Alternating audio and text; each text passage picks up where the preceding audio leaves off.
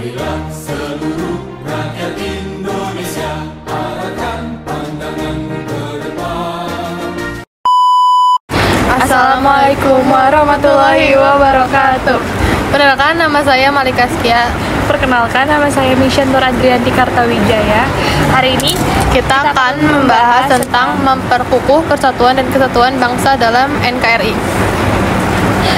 Oh iya Malika, menurut kamu makna persatuan dan kesatuan bangsa itu apa sih? Menurut aku, persatuan merupakan gabungan antara ikatan sara yang berbeda. Nah, Mesya, menurut kamu apa sih makna dari persatuan dan kesatuan bangsa? Makna dari persatuan dan kesatuan bangsa menurut aku adalah bahwa kita tuh harus senantiasa bersatu, karena sejarah mengajarkan betapa pentingnya persatuan dan kesatuan itu agar tidak terulang kejadian politik pecah belah atau divide et impera. Nah, negara Indonesia adalah negara kesatuan berbentuk republik yang wilayahnya merupakan kesatuan dari ribuan pulau yang terletak di antara Samudra Pasifik dan Samudra Hindia, serta di antara benua Asia dan Australia.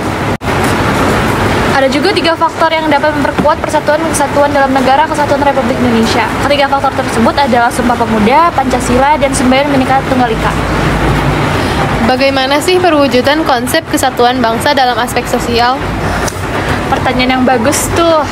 Yang pertama, perwujudan Kepulauan Nusantara sebagai satu kesatuan politik, bahwa keutuhan wilayah nasional dengan segala isi dan kekayaannya merupakan satu kesatuan wilayah, wadah, ruang hidup, dan kesatuan mitra seluruh bangsa, serta menjadi modal dan milik bersama bangsa.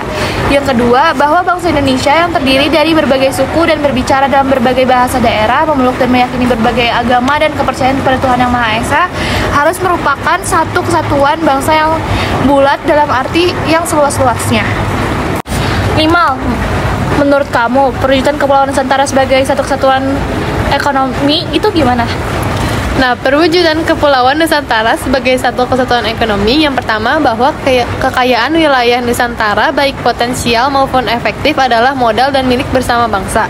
Keperluan hidup sehari-hari harus tersedia merata di seluruh wilayah tanah air. Yang kedua, tingkat perkembangan ekonomi harus serasi dan seimbang di seluruh daerah, tanpa meninggalkan ciri-ciri khas yang dimiliki oleh daerah-daerah dalam mengembangkan ekonominya. Yang ketiga, kehidupan perekonomian di seluruh wilayah Nusantara merupakan satu kesatuan ekonomi yang diselenggarakan sebagai usaha bersama berdasar atas kekeluargaan dan ditunjukkan bagi kemakmuran rakyat. Nah, yang ketiga, ada perwujudan Kepulauan Nusantara sebagai satu kesatuan sosial budaya, bahwa masyarakat Indonesia adalah satu.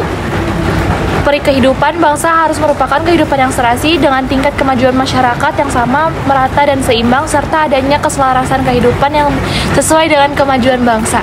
Yang kedua, bahwa budaya Indonesia pada hakikatnya adalah satu. Corak ragam budaya yang menggambarkan kekayaan budaya yang menjadi modal dan landasan pengembangan budaya bangsa seluruhnya, yang hasil-hasilnya dapat dinikmati oleh seluruh bangsa Indonesia. Nah, yang selanjutnya ada perwujudan Kepulauan Nusantara sebagai satu kesatuan pertahanan keamanan. Yang pertama, bahwa ancaman terhadap satu daerah pada hakikatnya merupakan ancaman bagi seluruh bangsa dan negara. Yang kedua, bahwa tiap-tiap warga negara mempunyai hak dan kewajiban yang sama di dalam pembelaan negara.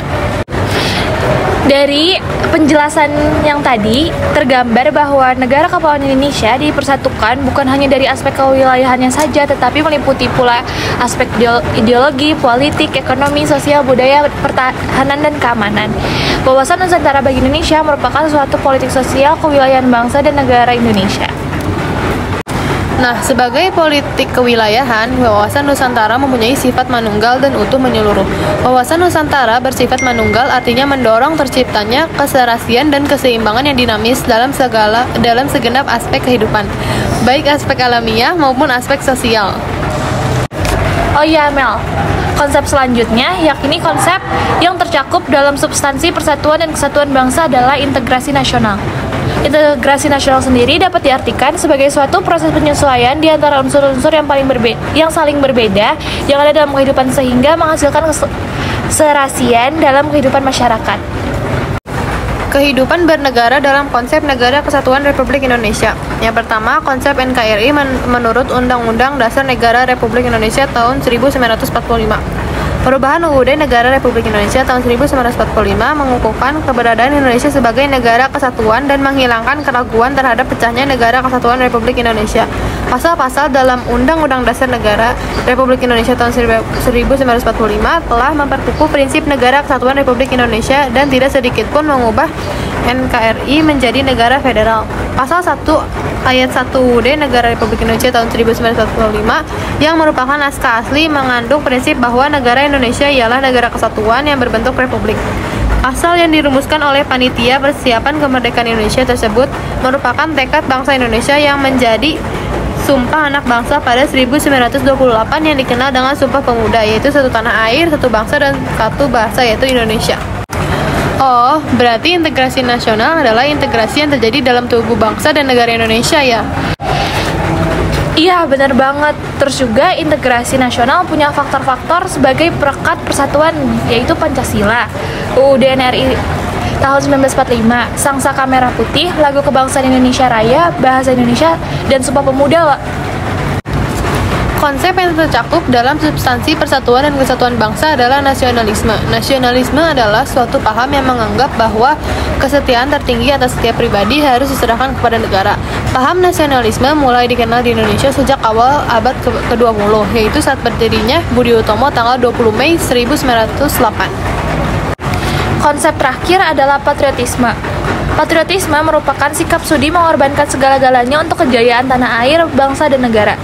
Ciri-ciri patriotisme adalah cinta tanah air, rela berkorban untuk kepentingan bangsa dan negara, menempatkan persatuan, kesatuan, serta keselamatan bangsa dan negara di atas kepentingan pribadi dan golongan, berjiwa pembaharu, tidak kenal menyerah. Negara Republik Indonesia pernah mengalami pergantian bentuk negara dari kesatuan menjadi federal atau serikat.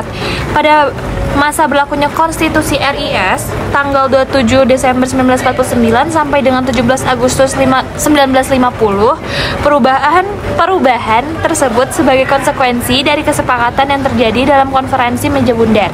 Akan tetapi bentuk negara tersebut tidak bertahan lama. Hal ini menunjukkan bagi bangsa Indonesia konsep negara federalisme atau serikat tidak cocok diterapkan di negara kita.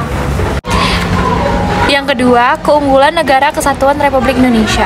Indonesia adalah negara kepulauan. Hal ini dapat dibuktikan dari nama lain atau julukan terhadap Indonesia, yaitu Nusantara, yang berarti di antara nusa atau di antara pulau. Sekalipun wilayah Indonesia meliputi pulau-pulau, tidak menjadikan bangsa Indonesia bercerai-berai, namun keadaan tersebut justru menjadi perekat untuk semakin meningkatkan rasa persatuan dan kesatuan bangsa.